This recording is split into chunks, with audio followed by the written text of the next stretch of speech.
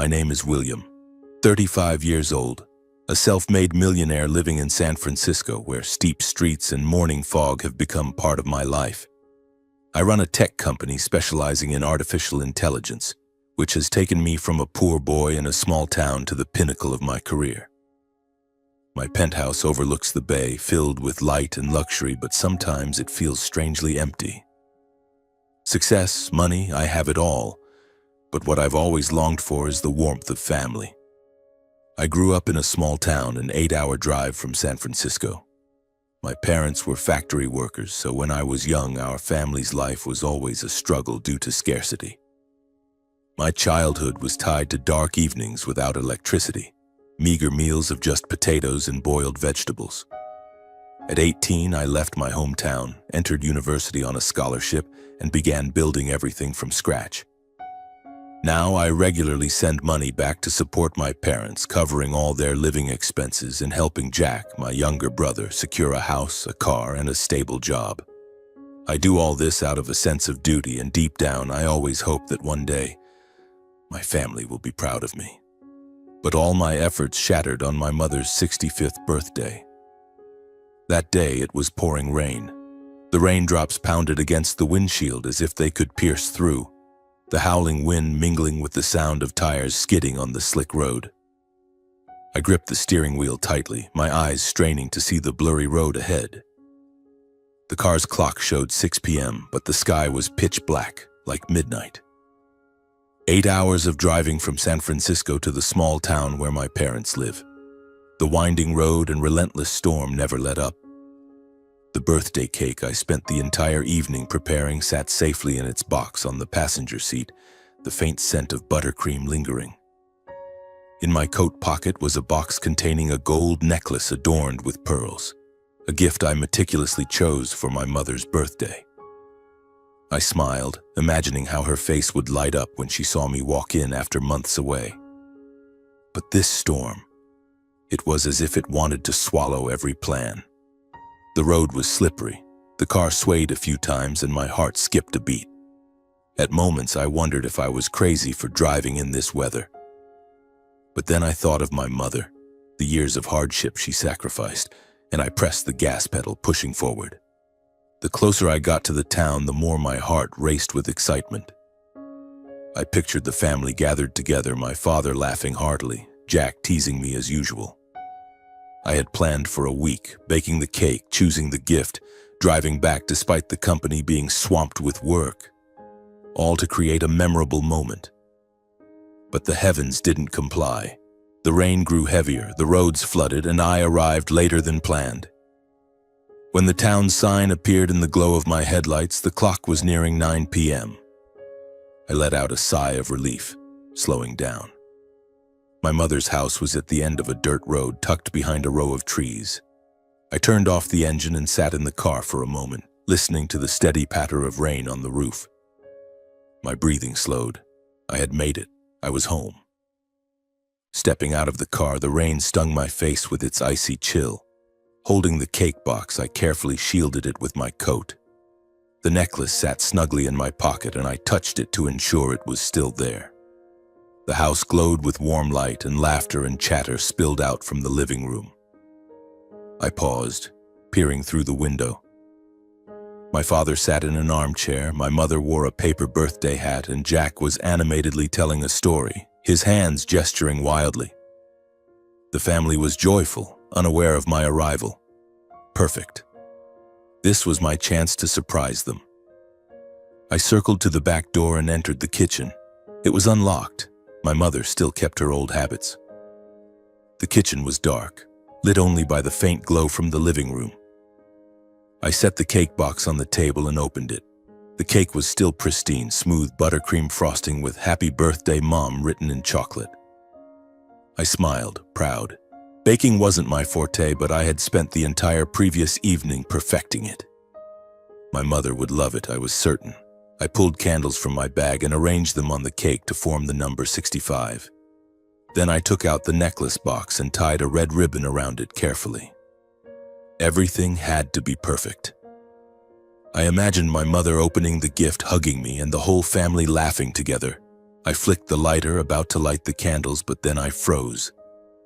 The voices from the living room grew clearer. My mother, father, and Jack. They were saying something, their tones more serious than before. Curiosity got the better of me, and I crept closer to the kitchen door, standing in the shadows, listening. William still hasn't arrived at this hour? With this rain and slippery roads, something bad could happen. My father's voice was low, but there was a chilling edge to it. My mother let out a soft sigh. What happens, happens. If something were to happen to him, well, the fortune, the house, the company, everything would come to us. That wouldn't be such a bad thing. I stood frozen, my heart as if gripped by an invisible hand.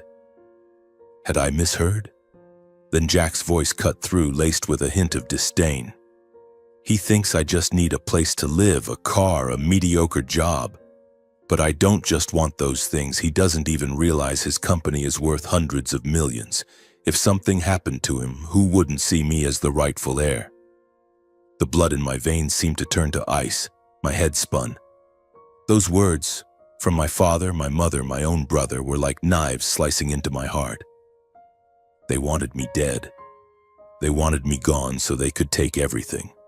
The family bond, the years I sacrificed, the times I sent money and helped them. It was all a joke to them. I looked at the cake on the table, the unlit candles. The necklace in its gift box gleamed faintly under the dim light. I had driven through a storm, carrying love and dedication, only to hear these words. The truth was so cruel, so brutal, that all I could do was stand motionless. I wanted to burst in, confront them, smash something.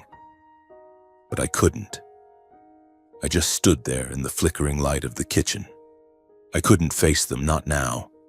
I didn't want them to see me, didn't want them to know I had heard everything.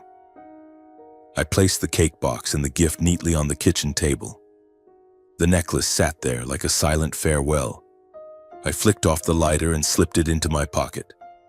No need for candles anymore, no need for surprises. I opened the back door and stepped outside. The rain was still falling, bone-chillingly cold. But I felt nothing. I walked to the car, slid into the driver's seat and closed the door. My clothes and hair were soaked, but I didn't care. I looked at the house one last time. The lights still glowed and laughter still echoed. They didn't know I had come, and I didn't want them to know. I drove off with no destination in mind. The town's streets were blurry in the rain. Then I stopped at a small roadside motel and rented a room. The owner looked at me, asking why I seemed so exhausted. I gave a faint smile, saying I had driven a long way. The room was simple, the bed hard, but I didn't care. I sat down and looked out the window. The rain kept falling as if it wanted to wash everything away. I pulled out my phone and saw a message from my mother. "Where are you? The roads are bad, be careful." I stared at the message and let out a bitter chuckle. Be careful. They wanted me dead, yet still pretended to care. I didn't reply. I lay down on the motel's hard bed, staring at the stained ceiling. The sound of rain was steady outside the window. I couldn't sleep. The words of my father, mother, and Jack echoed in my mind, sharp like knives. And then memories of my childhood flooded back, like an old faded film, blurry but haunting. I remembered my early days when our family lived in a rickety wooden house in the town. The roof leaked, and every time it rained, my mother placed buckets around the floor to catch the water. My father worked at the factory. My mother took in sewing jobs, but money was never enough. Dinner was often just boiled potatoes or watery soup. I, a scrawny kid, was always hungry but didn't dare ask for more. "Eat less, this house isn't a charity," my father would snap when I eyed the plate of potatoes. My mother said nothing, just lowered her head. Jack, still young then, got an extra piece of bread from her, even though I was the older brother. I excelled in school, always at the top of my class, but my parents never praised me. "What's the point of studying? You're still a burden," my mother once said, her voice bitter. I gritted my teeth, vowing to escape poverty.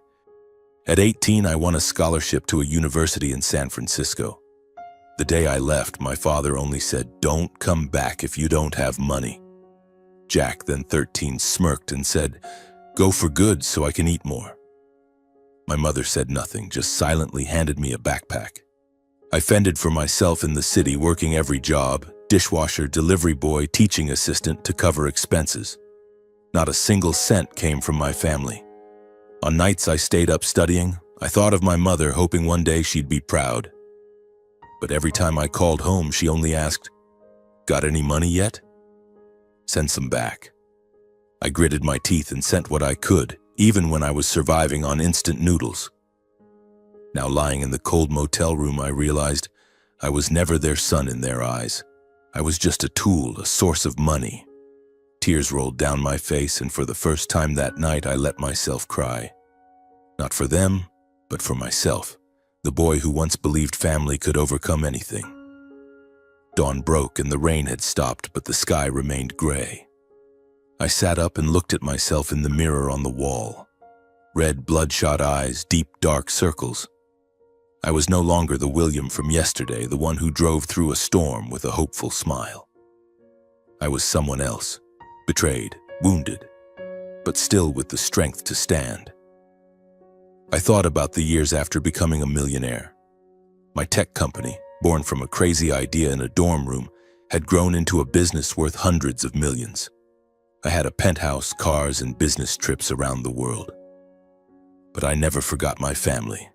I wanted them to live well, to make up for the days of poverty. I sent $10,000 a month to my parents, enough for them to live comfortably. I paid all their electricity, water, property taxes, home maintenance, and any other expenses. I cleared their bank debts, bought them a new car, and renovated the old wooden house into a proper home. Each time I visited, I saw my mother smile, my father pat my shoulder, and I thought, I did it. They're happy. Jack was a different story. He didn't go to college, drifted for a few years, then asked for my help. I didn't hesitate. I used my connections to get him a decent job at a bank. When he wanted to buy a house, I sent the down payment. The sports car he drove? My money paid for that too. I thought it was my duty as his older brother, even though Jack never said thank you. But now everything was clear. My family didn't value me. They only valued my money. I stood up and opened the window. A cold breeze hit my face as if waking me up. I had sacrificed too much only to receive deceit in return. I clenched my fists. It was time for a change. My phone buzzed on the table. I glanced at the screen. Mom calling. My heart tightened. Part of me wanted to scream into the phone to demand why they could be so cruel. But I took a deep breath, answered, and kept my voice calm. "Hello, Mom." "William, where are you?" Her voice was sweet, as if she hadn't said those words last night. "I saw the cake and the gift on the kitchen table. Why did you come and leave without saying anything?" I gripped the phone tightly, forcing my voice to stay even. "The company had an urgent matter, so I had to leave right away. Didn't want to disrupt your birthday." "Oh, is that so?" She paused for a moment, then continued, "The necklace is beautiful, must be expensive, right? You're always so thoughtful. But next time, stay and have cake with me, okay?" I let out a bitter chuckle, careful not to let her hear. Thoughtful. They wanted me dead, yet still played sweet with me. "Sure, next time," I said, my voice cold. "I'm busy now, Mom. Rest well." I hung up before she could say more. The phone dropped onto the bed and I sank down, hands cradling my head. Her words were like salt rubbed into a wound. They didn't know I had overheard, didn't know I had seen their true faces. And I wanted to keep it that way, at least for now. I looked out the window. The small town was peaceful, but to me it was no longer home. I thought about the sacrifices, the calls to check in, the hopes that my family would love me. All of it had crumbled. But in the pain, a spark flickered. I didn't need them anymore. I could live for myself. I stood up and packed my things. I wouldn't return to that house. But before leaving the town, I needed someone to confide in, someone who understood me. Aunt Lara, my mother's older sister, lived a few miles away. She had always treated me like her own son. I got in the car and drove off, not looking back. The road to Aunt Lara's was bumpy, flanked by fields of wilted grass under a gray sky. I drove slowly, my heart heavy. Aunt Lara, my mother's eldest sister, was the one person I trusted. When I was a child, whenever my parents scolded me, I'd run to her house, sit by the fireplace, and listen to her stories. She wasn't wealthy, living simply in a small house, but she always made me feel safe. I parked in front of her yard. Aunt Lara was watering plants in the garden, her silver hair tied back neatly. When she saw me, she dropped the watering can, ran over, and hugged me tightly. "William, why the sudden visit? You look so tired." Her voice was warm, but her eyes were filled with concern as they met mine. We sat in her living room, steaming cups of tea in front of us. I told her everything: the storm, the cake, the gift, and the cruel words from my father, mother, and Jack. I spoke of my impoverished childhood, the years of sacrifice, and the fake phone call from my mother this morning. My voice trembled, but I didn't cry. Aunt Lara listened, her hands gripping her teacup tightly, her eyes welling up. When I finished, she sighed. "William, I'm not surprised. My little sister, your mother, has always been greedy, even as a child. She fought over toys, money, everything. I let her have her way because we were sisters, but I knew she'd never change. As for your father and Jack, their greed has blinded them. But you deserve to be loved, not used." She took my hand, her voice firm. "Listen to me, William. Toxic people, even family, don't deserve your sacrifices. Cut ties with them, live for yourself." Her words were like a gust of wind clearing the fog in my mind. I nodded, feeling a sense of relief for the first time in hours. I left Aunt Lara's house as the sun began to set. Her words echoed in my mind: "Live for yourself." Driving back to San Francisco, I looked at the sprawling fields, feeling like I was leaving a piece of my past behind. I was no longer the William of yesterday, the one clinging to false hopes about family. I was a new person, ready to set boundaries. I thought about everything I had given: money, time, affection, all poured into a bottomless pit. I remembered the late nights working when I first started my company, cutting back on personal expenses to send money home. I recalled the times Jack called, asking for more money, and how I always agreed, thinking it was brotherly love. But now I saw clearly. I didn't owe them anything. I didn't need to buy family with money. A decision came like a bolt of clarity. I would reevaluate all financial support. The $10,000 a month, that would stop. Living expenses, electricity, water, maintenance, I'd still cover those as a way to honor my parents' role in raising me. As for Jack, my brother, he needed to stand on his own. I wasn't his bank. As the city lights appeared in the distance, I felt free. The weight of family no longer pressed on my shoulders. I rolled down the car window, letting the cool night air rush in. I smiled, not out of joy, but because I knew I was on the right path. My life from now on would be my own. Back in San Francisco, I threw myself into work, but I didn't let myself drown in pain. I called the company accountant and asked for a review of the monthly transfers to my parents. "Stop the $10,000 payments starting next month," I said, my voice calm. The accountant was surprised but didn't ask questions. 3 weeks later, my mother called. I had anticipated this. "William, why didn't we get the money this month? Did you forget?" Her voice was sweet, but I could hear the underlying anxiety. "The company's going through a tough time, Mom," I replied evenly. "I'll only cover basic living expenses like electricity and water. You and Dad will have to manage the rest." It was a lie, but I felt no guilt. My company was still thriving, but I didn't want them to know. Her tone shifted, sharp and accusing. "You're so rich and now you're stingy with your own parents? We raised you and now you turn your back on us?" I gripped the phone tightly but didn't lose my temper. I had prepared for this moment. "Mom, I've done enough. Now I need to take care of myself," I said, then hung up. The phone buzzed relentlessly with messages from her and my father, full of blame. I didn't read them. Jack called a few days later, his voice dripping with flattery. "Bro, I need some cash for furniture. Just this once, help me out." I let out a bitter chuckle. "Jack, stand on your own. I'm not an ATM." I hung up. For the first time, I felt strong and free. I sat in my penthouse gazing out at the shimmering San Francisco Bay.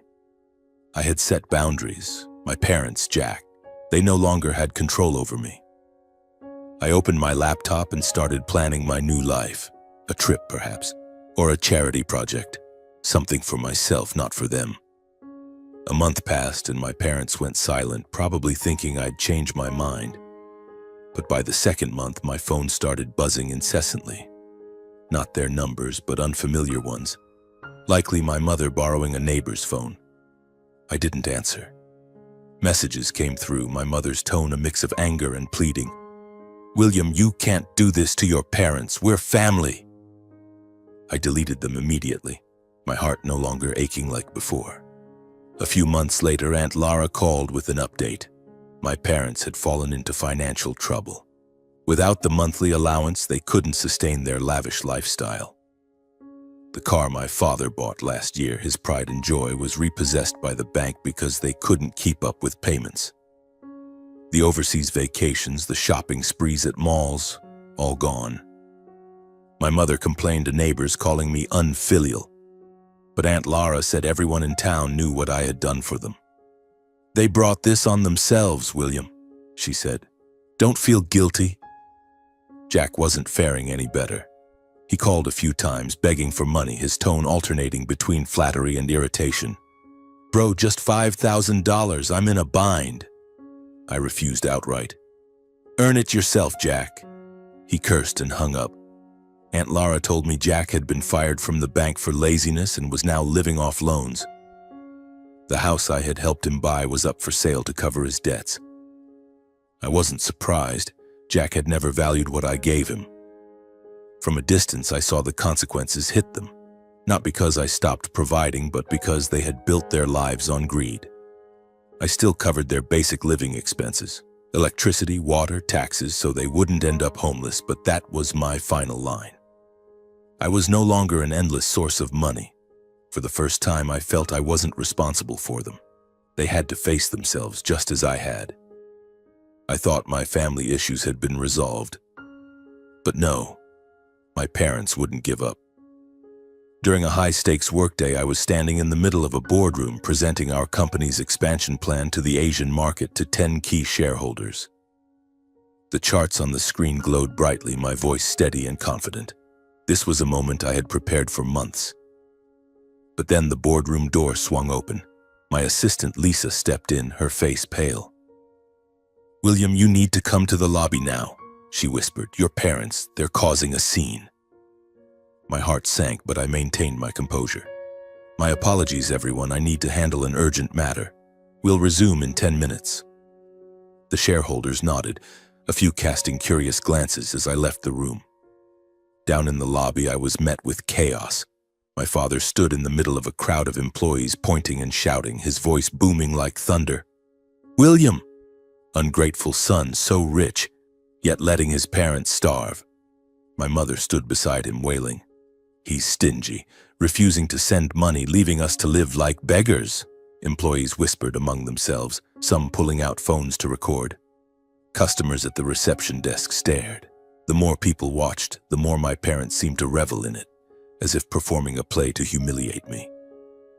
I stepped forward, my heart pounding, but my face was stone cold. "Dad, Mom, calm down. Let's talk in my office." I tried to keep my tone measured, but my mother cut me off, pointing at my face. "Talk? You turned your back on us and now you act polite in front of your employees?" My father sneered. "Look at him, the big boss who can't even face his own parents." The crowd fell silent, all eyes on me. I knew what they were thinking. William Blake, self-made millionaire, being called out by his own parents. But I wouldn't let them control the narrative. I turned to Lisa and said quietly, "Call the accountant down here with the records of all payments made to my family over the years." Lisa nodded and hurried off. I faced my parents, my voice calm but sharp. "You want to talk about money? Fine, but we'll do it clearly with evidence." My mother scoffed. "Evidence? All you do is lie." Minutes later, the head accountant, Sarah, appeared with a thick stack of documents. I took them and opened them in front of the crowd. "These are the bank statements from the past 5 years," I said, my voice ringing clear. "I sent $10,000 a month to my parents, totaling $600,000. I paid off my father's bank loans, bought them a car, renovated their house, covered electricity, water, taxes, totaling over $1.2 million. My brother Jack got money from me for a house, a car, and a job. You call me stingy. What are these amounts then?" The crowd murmured, this time not because of my parents. My mother stammered, You're lying. No way it's that much money." But I held up the statements and handed them to a nearby employee. "Read them aloud, let everyone hear." He read, each figure clear, each payment meticulously documented. My parents' faces paled. My father stepped back. My mother lowered her head, unable to meet anyone's eyes. I continued, my voice low but firm. "I stopped the allowance because I'm not a bank. If you want money, earn it yourselves. If you want to make a scene, I'll take this to court with all the evidence." The crowd was silent, a few nodding in agreement. My parents stood there like actors whose performance had ended. My father grabbed my mother's arm, muttering, "Let's go." They left without looking back, under the curious gazes of the onlookers. I returned to the boardroom, apologized to the shareholders, and resumed the presentation. No one mentioned the incident, but I knew they respected how I handled it. When the meeting ended, Lisa approached and whispered, "William, you were really strong." I gave a faint smile. Strong? Maybe. But inside, a new scar had just formed. After the conflicts and arguments with my family, I thought I'd feel hurt and lonely. But instead, I felt an unexpected sense of freedom and peace. I started new habits. I filled the emptiness of my penthouse. A bookshelf brimming with novels, a kitchen fragrant with homemade bread, and photos from my travels. I decided to live for myself, no longer bound by the past. I invested in genuine relationships. I dined with colleagues who valued my ideas. I joined a charity group, helping underprivileged children access education, something I had yearned for as a child. One afternoon, I met Anna, a volunteer at the charity center. Her radiant smile and stories about her dream to open a school for children in remote areas captivated me. I was drawn to her passion. We started talking regularly, not rushing, but enough to spark a new light in my heart. I also rediscovered old hobbies. I learned to cook, experimenting with intricate dishes like risotto or tiramisu. On weekends, I drove to the outskirts of town, hiking along trails, listening to birds and the wind. Those small moments made me feel alive, truly alive. I was no longer William of the family or William of the company. I was William, a 35-year-old man learning to love himself.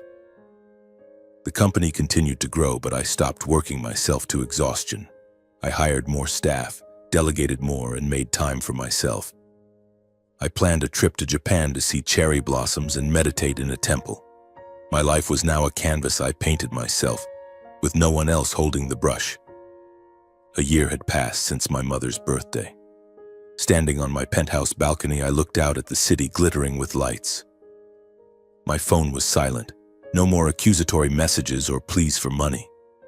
My parents and Jack had faded from my life, like a closed chapter. Aunt Lara still called, sending handwritten cards reminding me I had a family. Not by blood, but by love. I learned that family love can't be one-sided. I once thought if I tried hard enough, gave enough, my parents and Jack would love me. But love requires respect. They didn't respect me, didn't value what I did, and I couldn't keep sacrificing for something that would never come. I no longer sought their approval. I found it within myself, in the days I overcame poverty, in the company I built from nothing, in the smiles I brought to children at the charity center. Anna, now a close friend, once said, "William, you're the strongest person I know, not because of money, but because you chose yourself." Her words stayed with me. My new life isn't perfect. Some nights I still dream of my childhood, the old wooden house, and wake up feeling empty. But I don't let it drag me down. I've learned to stand up, to love myself, and to live true to my values. Today, I sit in a small cafe writing these words as a way to close the past. I think about my journey, from the poor boy called a burden to the free man standing in a big city. I think about that stormy night, the birthday cake, and the cruel words that changed everything. But above all, I think about the lesson I learned. Boundaries are necessary, even with family. Setting boundaries wasn't easy. It required facing pain, guilt, and the fear of losing what I once called family. But when I did, I found freedom. Freedom to live authentically, to love without fear of being used, to build a life based on self-respect. I don't hate my parents or Jack. I only regret that they chose greed over family. But I can't change them, only myself. I became my own role model, resilient, self-reliant, and valuing myself. If my story can inspire, I hope it reminds you, you deserve love and respect. And if needed, be brave enough to set boundaries to live the life you truly want.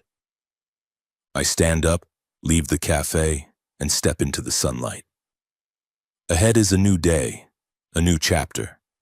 And this time I know I'll write it my way.